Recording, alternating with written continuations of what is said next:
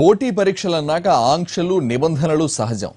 Mass copying జరగకుండా కట్టుదిట్టమైన చర్యలు అవసరం. కానీ నిబంధనలు కాస్త శృతిమించి పరీక్ష రాసేవారికి ఇబ్బందిగా మారితే నీట్ నిర్వహణలో ఇదే జరిగింది.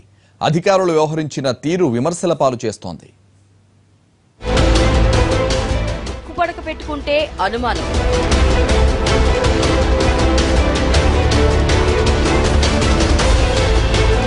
చెవి కమ్మలు ఉంటే సందేహం,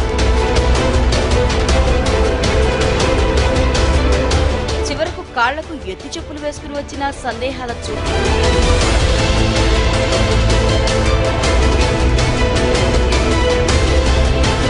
తనిఖీల పేరుతో ఊహించిన విధంగా టార్చర్. అమ్మాయిలైతే అధికారుల నిర్వాకానికి ఇదే నరకంగా భగవంతుడా అనుకునే పరిస్థితి.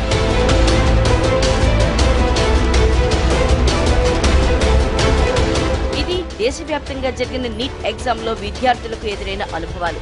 కొందరైతే ఈ హడావిడి వల్ల ఏకాగ్రతతో సరిగా పరీక్ష కూడా రాయలేకపోయారంటే నమ్ముతారా?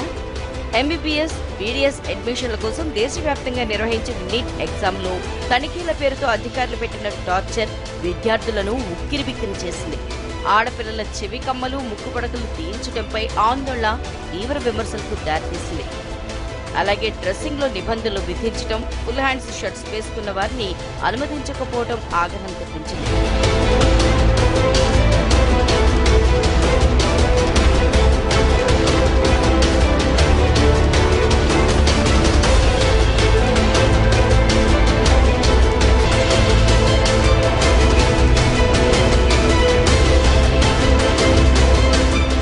ఎగ్జామ్లో పరీక్ష కోసం 1,00,000 నిబంధనలు పెట్టిన అధికారులు వాటిపై విద్యార్థులకు అవగాహన కలిగించలేదని, దాంతో చివరి నిమిషంలో టెన్షన్ పడుతూ పిల్లలు పరీక్ష రాయాల్సి వచ్చిందంటున్నారు తల్లిదండ్రులు.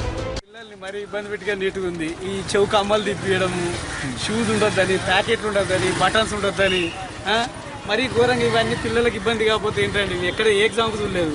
ఫస్ట్ టైం చూస్తున్నాం చౌకమ్మల కంచెలు పిక్కోవాల్సి వచ్చింది పేరెంట్స్. అవి ఎప్పుడు తీస్తారు ఇంకా కానీ ఇవేంటి మరి? అట్లయితే పెళ్ళైన వాళ్ళ పుస్తకాలు ఉంటే అది కూడా తీస్తారా? నీట్ అంటే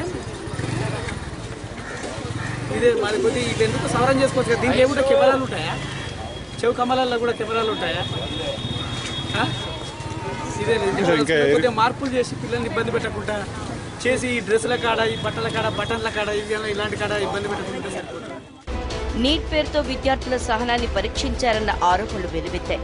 ఇంత టెక్నాలజీ అందుబాటులోకి వచ్చిన కాలంలో కూడా అధికారులు శాడిజం చూపించారని మండిపడుతున్నారు విద్యార్థులు. పరీక్షల్లో అక్రమాలు జరగకుండా చూడాల్సిన అధికారులు వచ్చిన ప్రతి విద్యార్థిని అనుమానించడం ఏంటన్న ప్రశ్నకు కేంద్రమే జవాబు చెప్పాల్సి ఉంది.